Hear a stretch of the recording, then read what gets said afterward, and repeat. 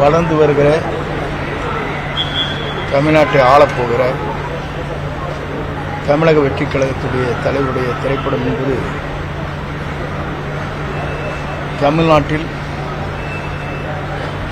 என்று வெளியிடப்படும் என்று ஆவலோடு மக்கள் காத்துக் கொண்டிருக்கிற நேரத்தில் இதுபோன்ற தடைகள் ஏற்படுமானால் அதை ஏற்படுத்தக்கூடியவர்களுக்கு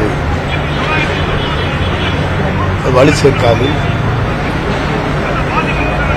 ஆகவே அப்படிப்பட்ட சூழல் எங்கே ஏற்பட்டாலும் அது வேதனைக்குரிய ஒன்றாக இருக்கும். மக்கள் அதை உண்மையிலேயே வளர்ந்து வருகிற வெற்றி பெறுகிற நாளை முதலமைச்சராக ஆகப்போகிற அவருடைய திரைப்படத்தை தடுப்பது என்பது